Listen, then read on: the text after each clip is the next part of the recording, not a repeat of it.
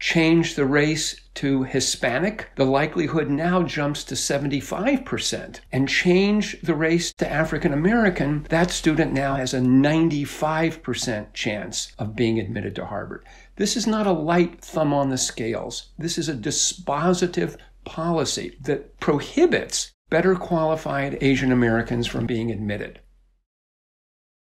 This episode of UnHerd TV is supported by Canaccord Genuity Wealth Management.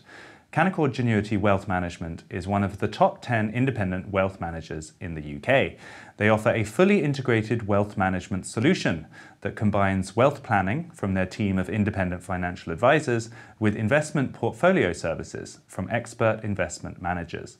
To find out how Canaccord Genuity Wealth Management can help you build your wealth with confidence, visit candowealth.com. Hello and welcome to UnHerd. I'm Freddie Sayers.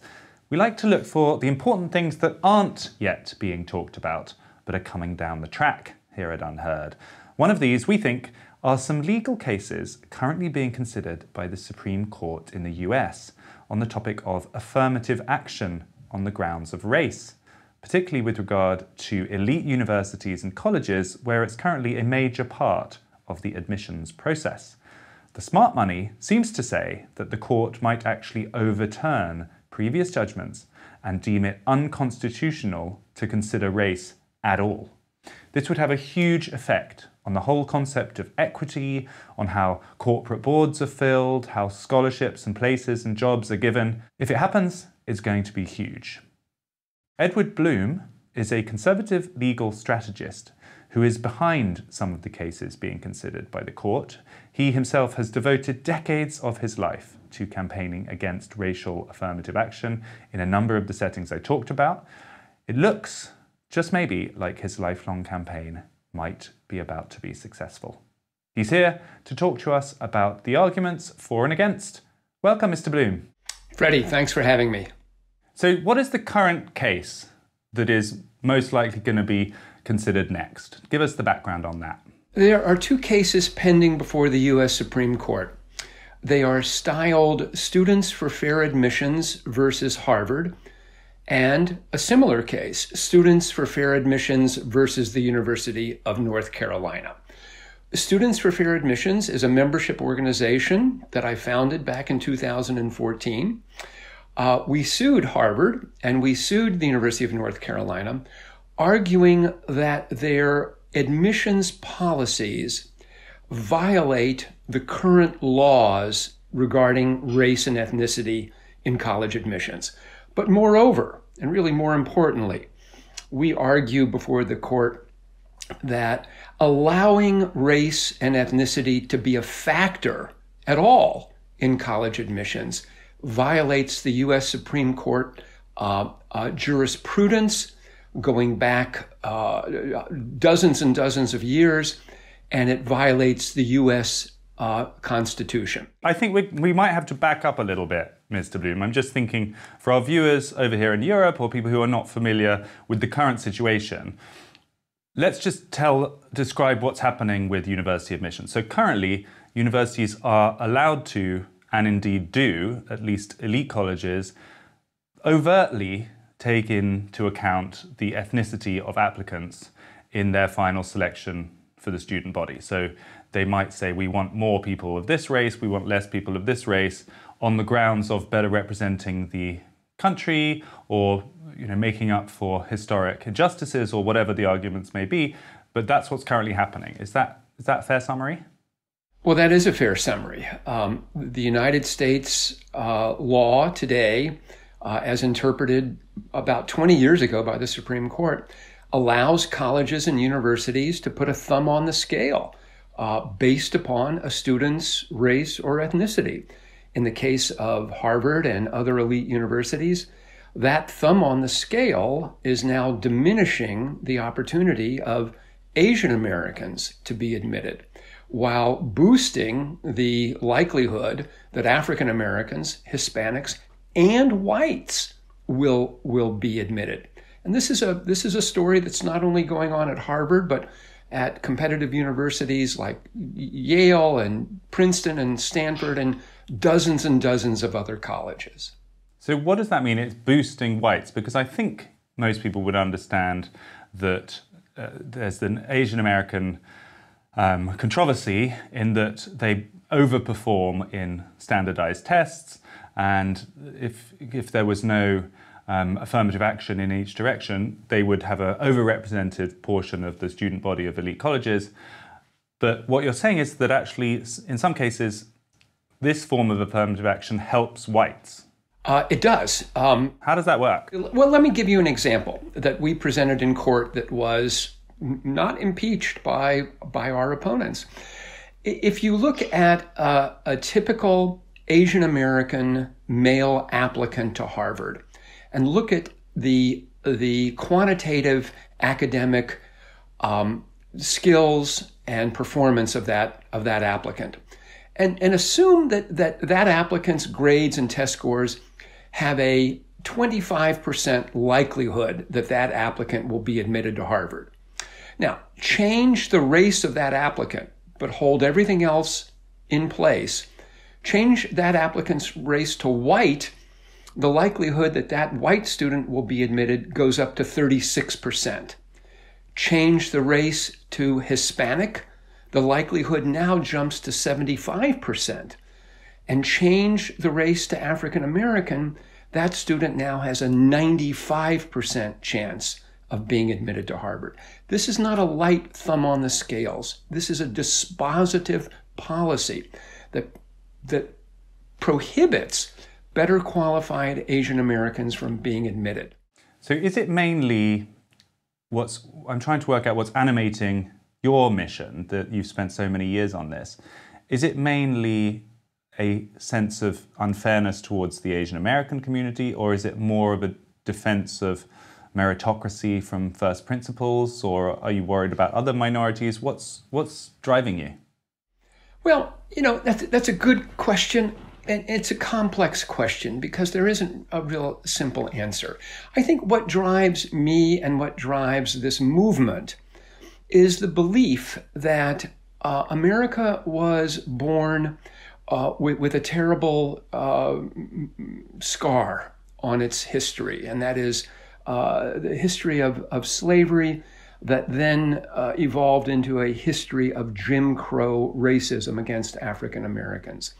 What came out of that, what was bitterly fought on the battlefields and in the courthouses of America, is the belief that your race and your ethnicity should not be used to help you or to harm you in your life's endeavors, whether you're applying for a job, whether you're applying to be admitted to college or a medical school, whether your neighborhood is drawn into one voting district or a different voting district. Your race shouldn't be used as an element in any of those endeavors. So that's what drives me, and that's what drives, frankly, the vast majority of Americans who, when polled about the use of race and ethnicity in college admissions or employment or other areas, believe that race shouldn't be a part of these decisions. That's what I think drives me the most. So this is the famous Martin Luther King quote about being judged on the content of your character, not by the color of your skin. And yet, when people talk about colorblind admissions, or that phrase has itself become controversial in recent years, such as the strange time we live in, that somehow that is seen as code for reversion to majority dominance or something. Do you use the phrase colorblind? Well, I do. Just as the founders of the modern civil rights movement used colorblind.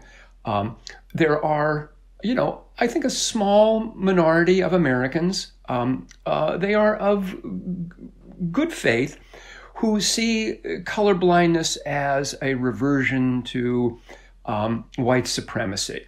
However, in poll after poll, going back 30 years, Americans celebrate the idea of colorblindness. They don't want their race to be used as an element in whether they're hired or fired, or whether the police pull them over, or whether they're selected for jury duty and sit on a jury. Americans embrace colorblindness, and it's not just white Americans, it's a vast majority of Hispanics, African Americans, and Asians. We had a conversation with Glenn Loury last year, who was actually the first person to alert me to this impending Supreme Court decision. Let's play the clip. The Supreme Court has 6 conservative justices, the majority of whom have publicly stated that they have serious doubts about affirmative action, about the constitutionality of affirmative action. Now, I've already given my position here that I think the 14th Amendment does not forbid the use of racial preferences, but I'm not a lawyer and I'm not on the Supreme Court. There's a very good chance that racial affirmative action will be stricken by the Supreme Court. If it happens, I assure you, there will be mobs in the streets of this country. No one is going to take, no progressive activist is going to take the Supreme Court's ruling as an opportunity to turn within and to consider, if we want to be at Harvard or the University of North Carolina in larger numbers, why don't we get busy preparing our youngsters from the cradle to be competitive in this great country that we live in, where competition is the coin of the realm?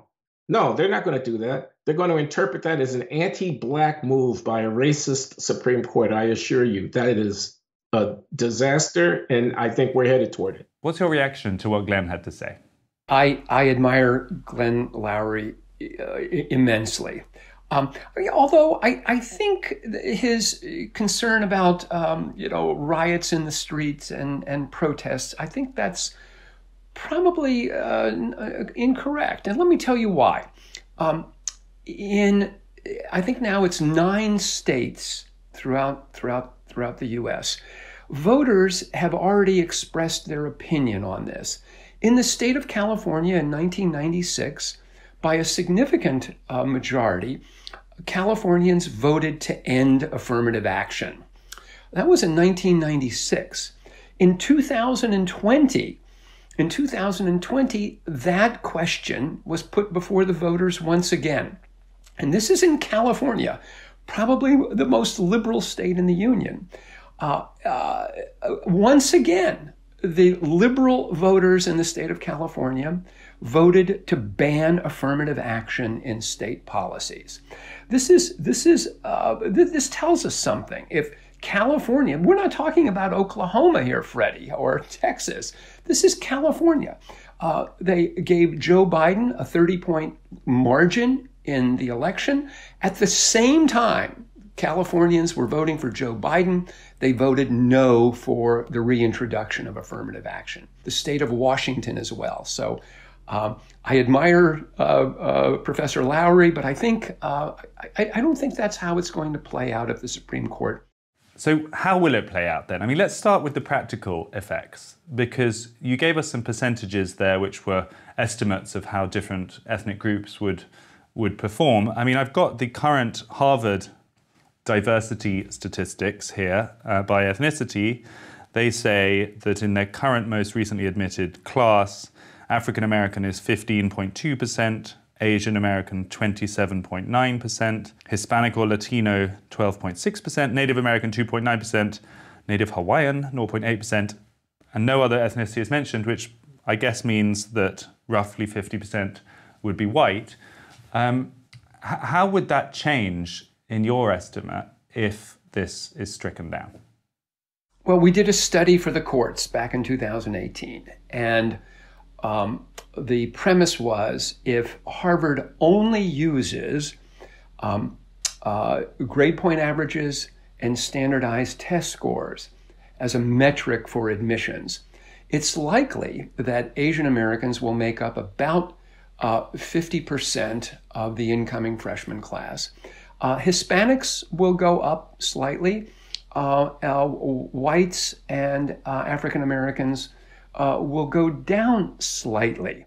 Do you have estimates for how far down they would go? I mean, it's kind of important, isn't it? Yes. African Americans would drop to about 10% of the incoming freshman class, from now about 15%. Which would leave whites roughly... I think whites came in at around 30%, if I'm not mistaken. Hispanics also, I think, about 10%, maybe a little bit more than that. But no one is advocating Nor do we think that Harvard or any competitive university is just going to say, well, we can't use race, so we're just going to use grade point averages and standardized test scores. That's not what's going to happen.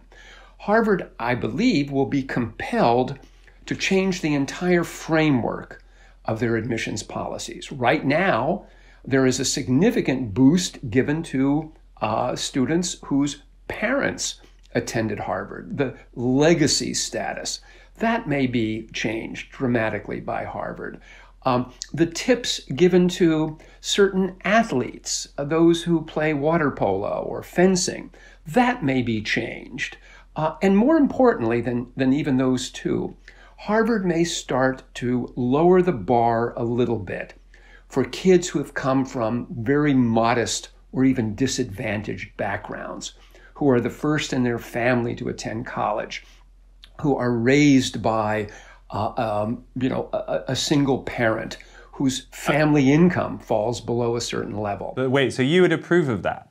If We absolutely would. And we advocated for this in court, and we've advocated for this at the Supreme Court. This was an important element of our argument. So you're not against affirmative action then? You're only against affirmative action on racial grounds. If it's affirmative action on other aspects of your background, your social economic group or education, you're all for it. That's perfectly said. This organization is against race-based affirmative action, having race as an element. However, we encourage Harvard and other universities to use socioeconomic affirmative action. Change your internal policies that make it easier to attract a truly diverse group of individuals, not just diverse by skin color and hair texture, but people who have come, young people who have come from very different backgrounds than what Harvard has today. I guess my gut feeling would be that a lot of people who are conservative might feel this is an ancient college with its own history, its own religious traditions, it's a private institution, although it receives funding from the state, rather like a club or any kind of private organization. They should have the right to arrange the people who come around the sort of ethos of the college in some way. I think there's a libertarian objection to what you're saying, which is that in effect it's the state not allowing you to make your own decisions as a private institution. What would you say to those people? Well, we have a solution to those objections, and that is Harvard can forego receiving federal funds. There are a handful of colleges and universities in the United States that have done exactly that. They do not accept federal funds. Hillsdale College is probably the best known. If Harvard chooses to not accept federal funds, then they can shape the class any way they would like. And further to that point, talking about, what would the conservative kind of cohort think if indeed various colleges and universities had 50% Asian? Well, we saw that outcome, or close to that outcome, in the state of California. Asian admissions rates at the two most competitive schools in the University of California system, Berkeley and UCLA Los Angeles, saw their Asian population skyrocket in 1997 and 1998. Yet, here it is in 2020. The population there could have said that there's just too many Asians, but they chose not to do that. So I don't think the conservative or even liberal factions in this country would object if, based upon a meritocratic, fair system, that the outcome shows that Asian Americans make up a significant majority at any college or university. I guess the opposite critique, the argument from the progressive wing, would be that if you remove the right to actually work to quotas, these private institutions will find other ways around to prefer and to prioritize the groups they like. For example, earlier in the century, back in the 20s and 30s, the controversy was about Jews and Jewish students. And there were growing proportions of Jewish students at some of these colleges. And a lot of the old white people in charge didn't like it much. And they found ways, I don't think they were overt, but they would just say, I recognize that surname, and I think we won't take that person. I think the argument from the left might be, it would be nice to live in a world where we could just admit on basis of meritocracy, but unless you shoehorn it, unless you force these institutions to take people in certain percentages, we're going to find ourselves inching back to a world where they just prioritize their preferred groups. Why are they wrong? Well, they're wrong because I think for two reasons. Number one, it assumes that the academic gaps between African Americans and Hispanics and whites and Asians are intractable. That there is no way, based upon the history of the United States, that the gaps between these races will ever narrow. That's just not correct. It assumes that there is somehow a system in place that prevents this. Asian Americans in this country are outperforming whites academically.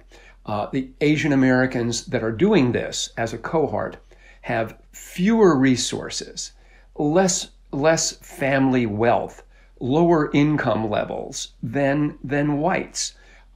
This is not a problem that is intractable. Although the cliche goes, they have tiger mums who make them do their homework and take this stuff seriously, and the culture in their families is better suited to, making sure the kids do their work than some of these other groups, and that's why they overperform.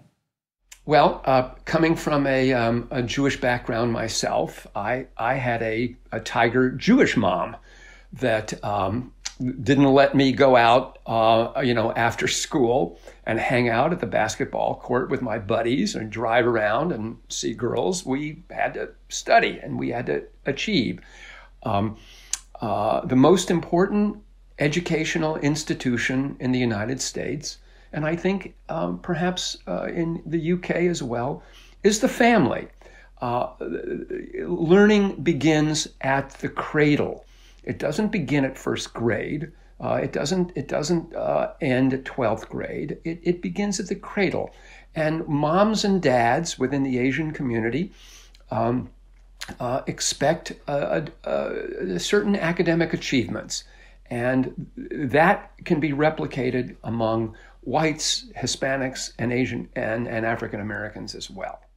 So in a sense, your argument is it's defeatist to have quotas and this kind of affirmative action, because actually as a society what we should be saying is helping and encouraging and maybe even forcing some of these communities to improve what they're doing within their own families, to early life education, helping through resourcing and other means, instead of putting the onus at the end of the process on institutions to kind of fix a problem that society allowed to happen earlier in their lives. Is that sort of part of the argument? Well, that's an incredibly important part of the argument and the dialogue about closing the educational gaps between the races.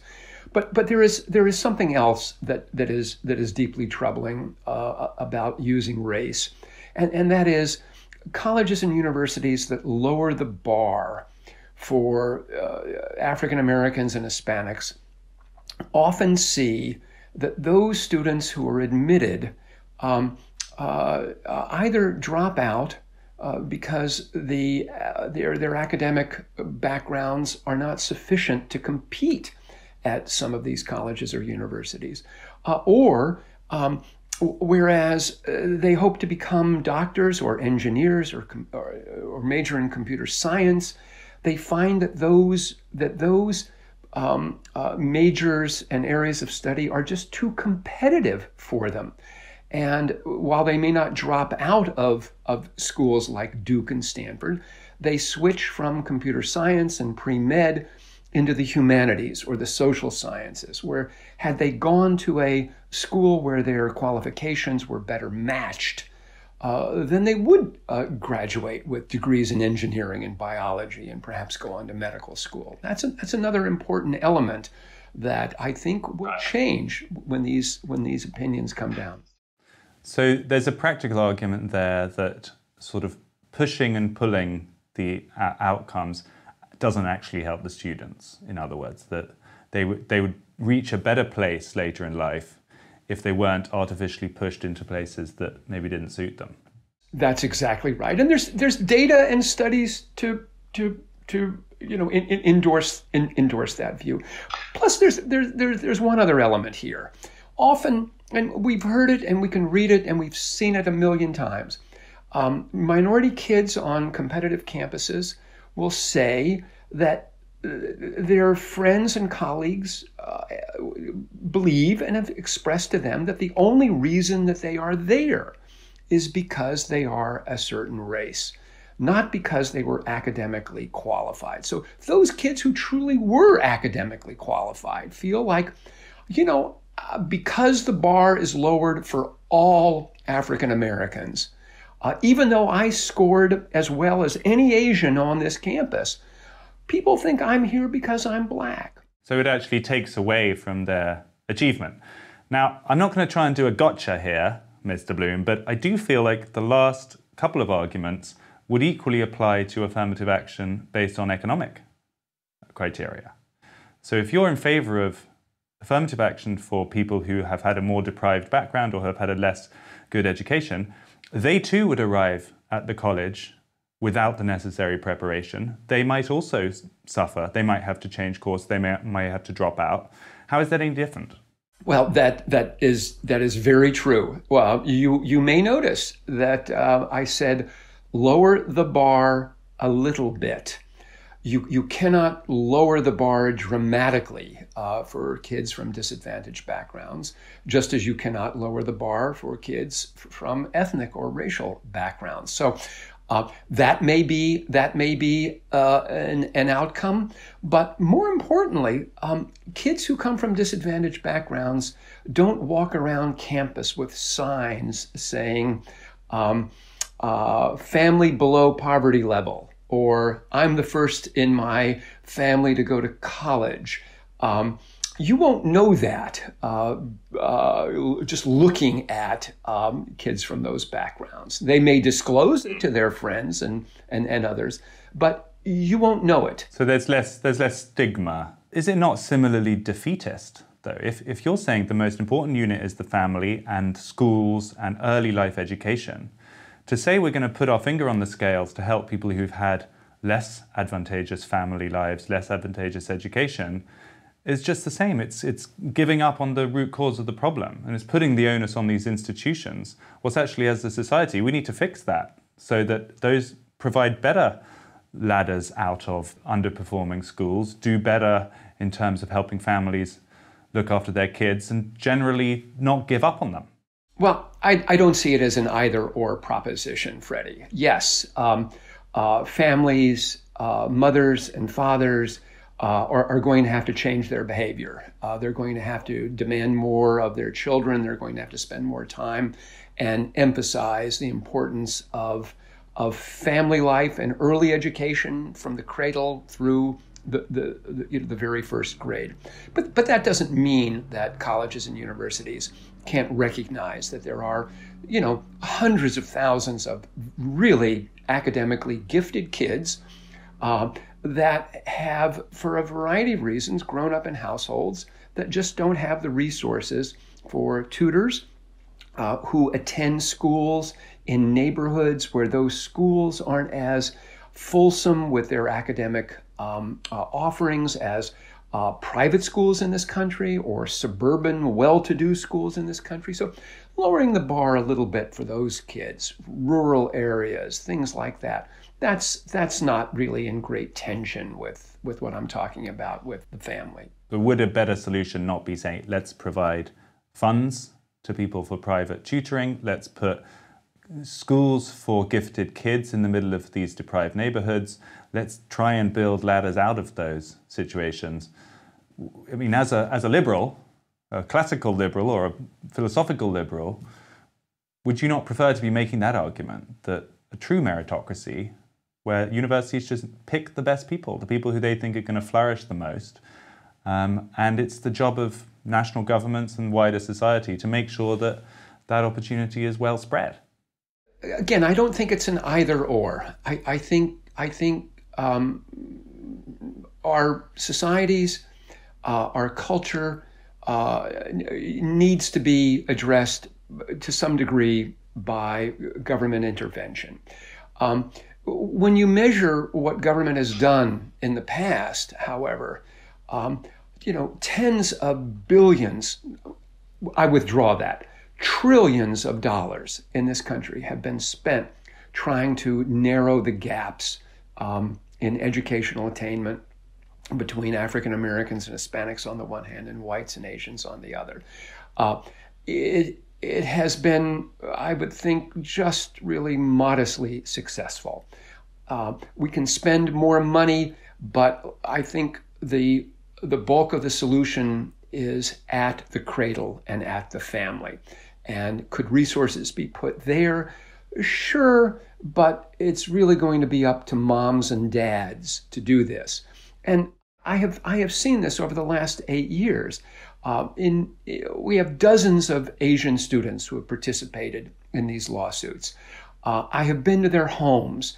I have been to one-bedroom, very modest apartments in Queens, New York, where mom is a maid at a midtown hotel, dad is a doorman at an apartment building on the Upper East Side. Two children kind of live in the living room while mom and dad have the bedroom. Very modest backgrounds. How is it that these kids have done so well in school, so well in their standardized tests? It's because mom and dad were there and encouraged them. They put resources, limited resources, into their education. So that's what needs to be done more than just about anything else. So there needs to be some uncomfortable home truths spoken to some of these other communities that are underperforming, saying, look, you need to focus on family life. We need to focus on making sure that, mum and dad are paying proper attention to education. And, I guess some of these communities need to take responsibility for the outcomes. Well, that's right. Now, keep in mind that Students for Fair Admissions is a bit of a one-trick pony. We believe that race and ethnicity should not be an element in college admissions. We did not go to the Supreme Court and tell the Supreme Court how to craft family policy, how to encourage moms and dads to get their kids studying longer and spending more resources on tutors and things like that. So we have a narrow focus, but there are dozens of think tanks, social service organizations that are in the business of doing what we just talked about.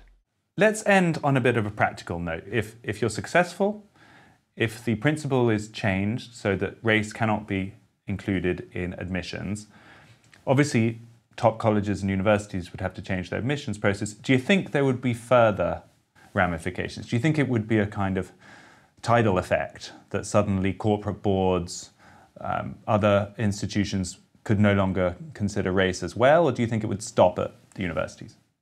No, here's my great hope. My great hope is that the opinion that comes out of these two cases provides this country with a legal doctrine, a doctrine that can be applied to the area of employment, can be applied to fellowships and scholarships, can be applied to voting issues and contracting issues.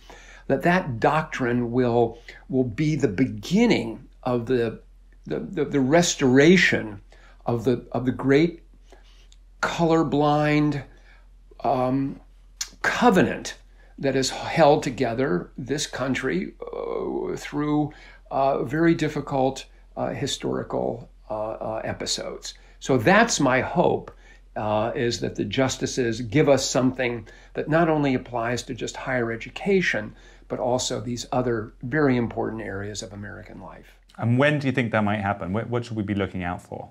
Probably the last week of June 2023. We don't know what date.